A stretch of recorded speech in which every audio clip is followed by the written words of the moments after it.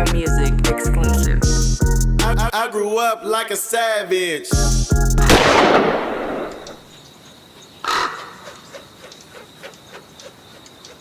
So getting into music though, right? Like, how did that happen? Like, was it a hobby or did you just start? Like, what made you want to do that? My little brother gets out of YA. Okay. My mom wants me to do stuff with him. Shout out to my little brother K Style, but he gets out of YA. He wants to make music. You know what I mean? I got some money. I'm hustling. I'm selling Sherm at this time. I'm probably doing $200-300 a day. Okay. You know what I mean? On the street. Yeah. So he want me to pay for the studio time. So we start making music just like that. And for the most part, we start having songs that the communities around, the Mona Parks, PJs, Carvers, the Homes, the Palm and Oaks, they start playing these songs. Okay. So, you know, that was a bit, you know, gangbanging is all about driving popularity. Mm-hmm. I mean, so it was cool to have something that other niggas around the way that we fucked with shared with us. And then, like, it just became therapeutic. So I stayed on it. I didn't take it dead serious till Dr. Dre told me I should be doing it seriously.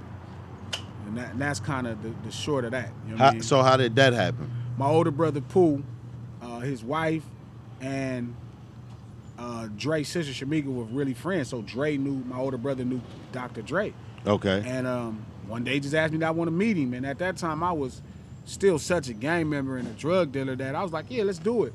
And I really didn't understand what Dr. Dre meant to the business. I mean, I knew who the fuck Dr. Dre was, and I heard a million of his songs, but like he just made beats. And the nigga from County, from around the way, you know what I'm saying, he made good and he was straight. Right. So even meeting him, I didn't have the nervousness of it all as much as I was just such a raw nigga, a street nigga about it. And I wanted him to make a beat for me. I rap, you make beats. Okay. And it's funny to me now because he's fresh off 50 Cent, right? They done sold 3 million records in a month. Yeah. And I'm like, yeah, nigga, give me one of your beats so I can rap over it. Right. You know what I mean? I could imagine at that time his beats is half What $1 that million. nigga beats was, yeah. Because even when I said it to him, the nigga just lied. I'll never forget, he laughed. He just like, this nigga crazy. Yeah.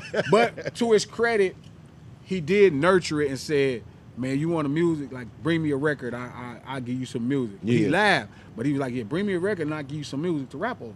Okay. So I didn't know what that even meant. But I'm like, okay, let me just go make me some songs. And really credit to my engineer, Guido the Nose. He had been a nigga fucking with the music. He was with Rhythm D. Him and Rhythm D was friends. He had mixed a couple hit records. He worked and produced on a couple big records with Rhythm D. So it was his time. He understood records more than I did. So he just produced me and made sure I got the best records. And I seen Dre and played the records, and I had this one specific song called De Niro, that's on White Lightning. Cuz thought it was like the greatest thing since sliced bread, and it's like, whatever you doing, you need to stop. This is what you should be doing. I think he knew what I was doing, right? But he just was like, yeah, you need to be doing this only. Damn. I never forgot that. So is that how you had your introduction to game too? No, I didn't even know who the fuck Chuck was at the time. No, he was asking me too. He's like, you ever heard of a nigga named Game from Cedar? I'm like, nah. No, fuck you mean? But you was familiar with with his neighborhood. I was familiar with his neighborhood. I was familiar with all his older homies. Yeah. I knew who Face was because Lil Face was my boy. So his older brother, Big Face, I knew who he was. G-Rod, I met G-Rod through hustling already. I heard of Frog, Motor, Dan. These is like the most popular names from Cedar Block. Yeah. White boy, you hear all of those names. Right. You know what I mean? When you hear the cultural staples in each community. For sure. I mean, and those names were those guys, but I just never heard of him. And I met him I met 4 Cent through my family, Village Town Tone, rest in peace, Black Tone from Village Town, Paru. And he took me to meet 4 Cent at Westside, and we started rapping. We just had a bond, and 4 and Game was real close. 4 looked up to Game's older brother, Big Face, like crazy, and Big Face is such a brilliant man and smart and sharp, you know what I mean, brilliant.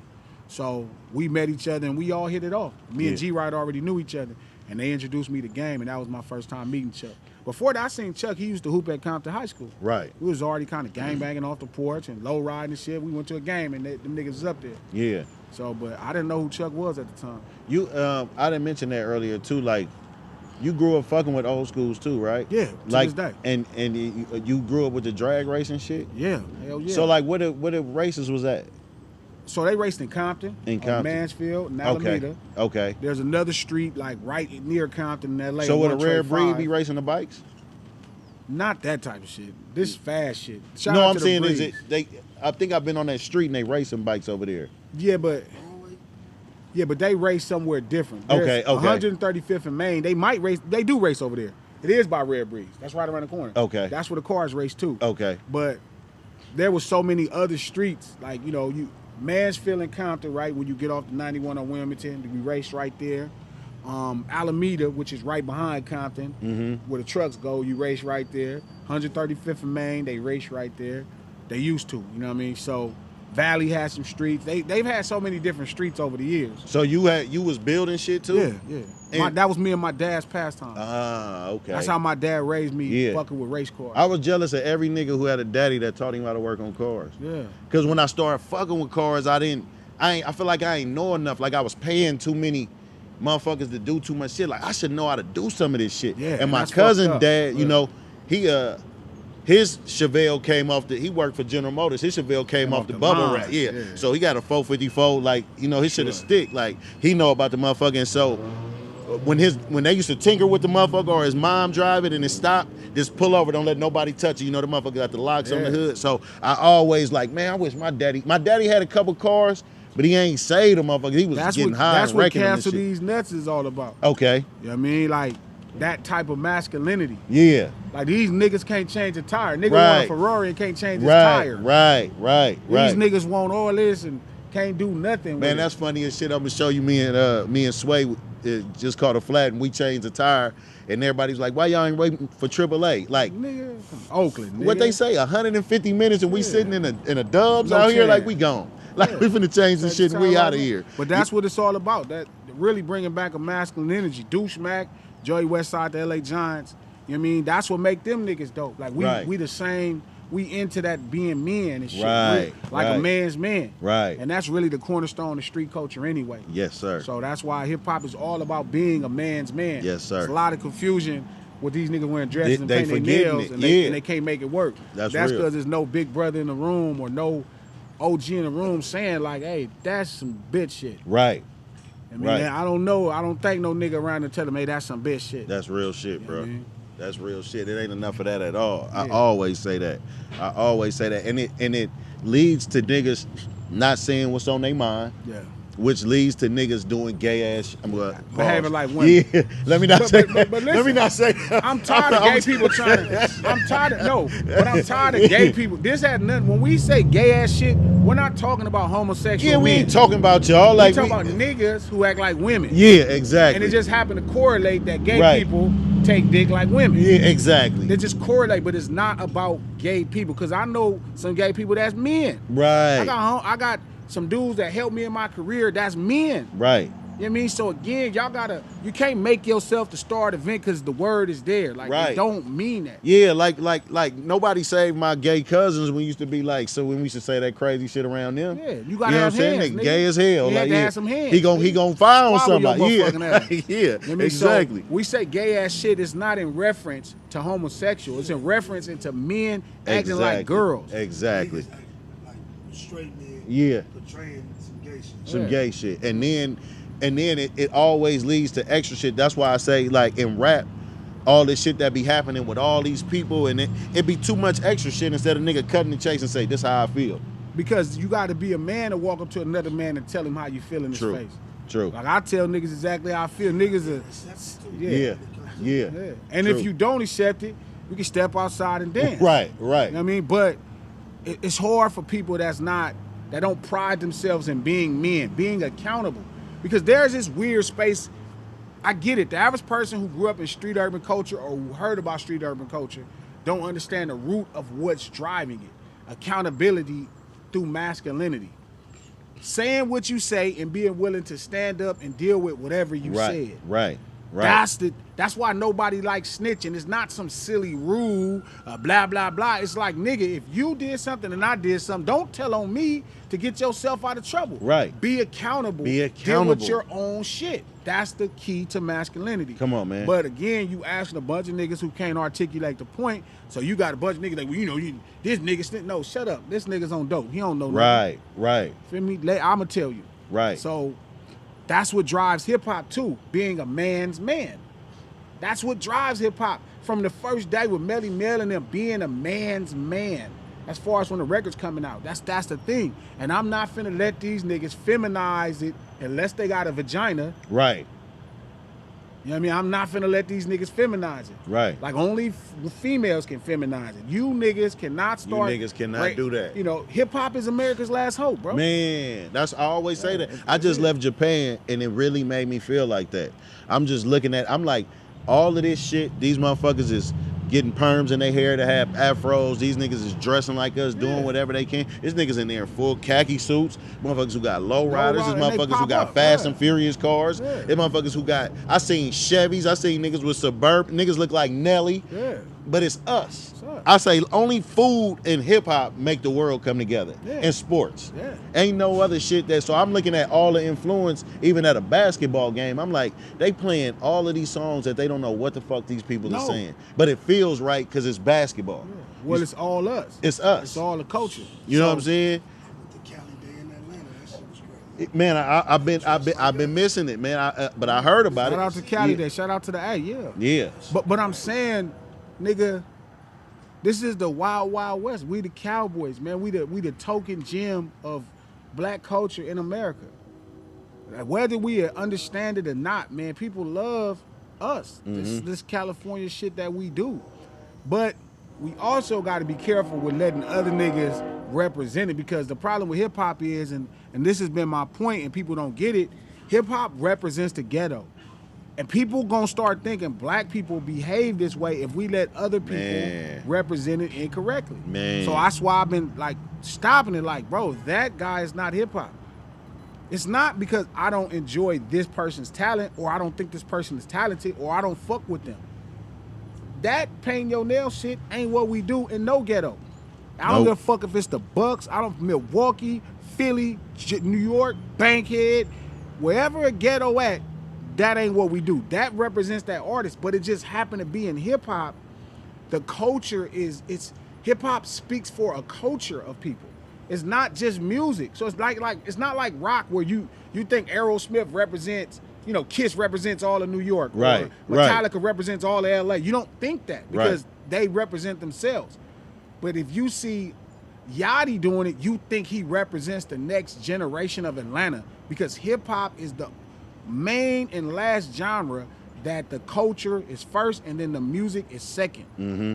So it's important that we really choose representation and we determine who is allowed to represent us, because that's what it used to be. Short couldn't get off the porch if Oakland didn't think he was a good representation. Right. 40 couldn't get off the porch if Vallejo didn't think he was a great representation. Richie Rich, motherfucking Be Legit, Mac Dre, you could not get off the porch if they didn't feel you represented them. Facts. And today is different because the internet will let you slide through. You know what I mean? They don't know you, so they'll just let you glide through.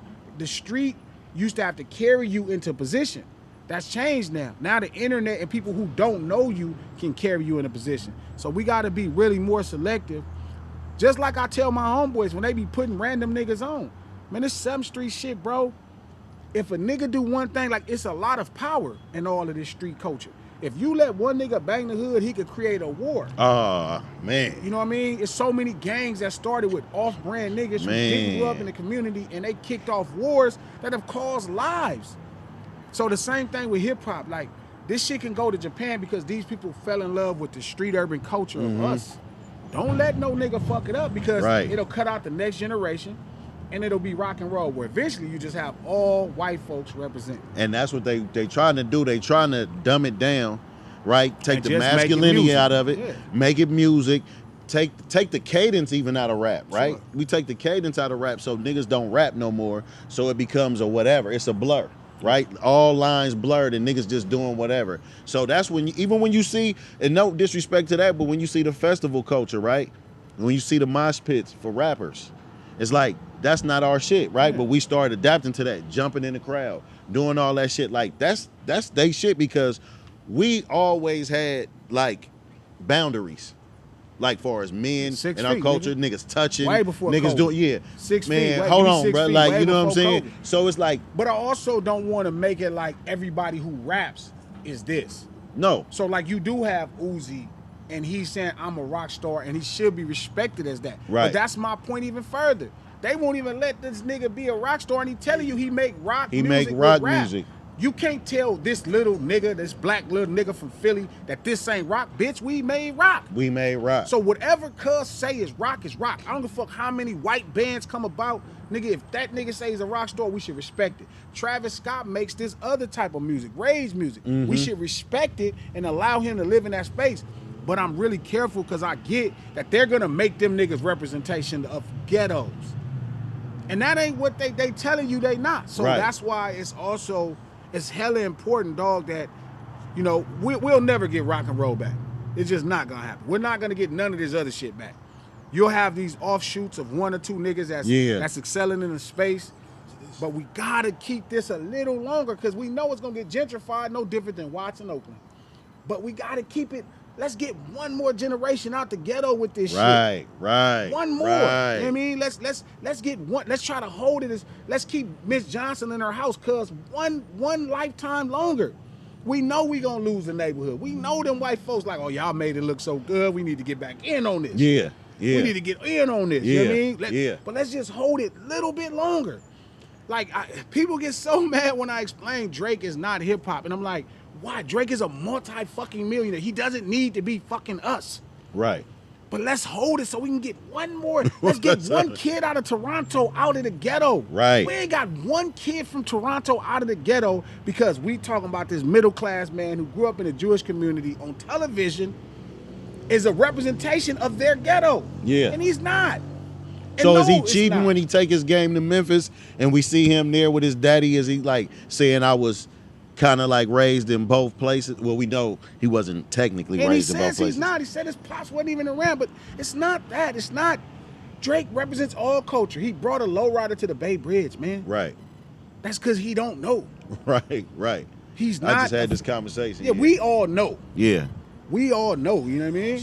Right. Like, so again, it's like, it's just important that we keep something for the ghetto. This is the last thing we got. Yeah. I'm sure we'll figure out something else. So do you stand on the with the same thing you said about Kanye with that? Well, I never made the point, and that's what I was saying. Yeah. I said I've been thinking about it. Okay. It's gonna take a lot of time because this is Yeah. somebody that, you know what I mean? Because his mom is he's a teacher. Well, Right. So did middle class exist, you believe, when the Kanye whole was growing up? time. And Okay. he lived in the middle class community. Okay. But I don't know enough particular about his experience, and I got to do my homework. I Drake, think he told us a lot, like even on Drive Slow, when he was saying they nicknamed me K-Rock so they'll leave me alone. Like he's kind of explaining a nigga that's not in the, you know what I mean? Like he's not with no ghetto. It's like, I don't know. I'd have to take a lot more time. I mean, he don't need. I mean, Kanye's a wealthy, fucking, brilliant ass nigga. He don't need my approval. But I'm saying, the thought made me think about it. It wasn't to target Kanye's West validity in our culture or in this culture. It was a thought because was so obvious with Drake, and I was like, oh, this person is not hip hop. It was this person is not hip hop, and it was like, damn, that person became a thought. It's not something I really even care to get to the finish line about. right. You know what I mean? But my point is, it's like we have to keep something for the ghetto. They're gonna take everything from us. I even talked to somebody who was like, well, you know, I kind of like it better like this. I'm like, you like it better like not black or people from the ghetto having representation? Of course, they want to turn it into music so everybody can be down. And guess what? Guess who the first nigga gonna get washed out? Niggas from the ghetto. Facts. And then niggas all together. That's a fact. Rock and roll started, man, it was just us. We was in that motherfucker popping. They let Jerry Lee Lewis and a couple niggas in. Oh, man. Them people was like, oh, we can make this money off them? We get them? Now you can't find a nigga in a space. They all blue. I'm just trying to stay racked up like you. Put an 8 in a 1 and do magic. Tryna stretch hair on like elastic. Eco-friendly drug dealer, I don't waste no plastic. use all four corners of that baggie. All I ever wanted was a bankroll. So I pull up on Champ before the bank close. Say no to stank hoes and stank clothes. No paramedic pimpin', nigga, we don't save hoes. Yeah, rest in peace to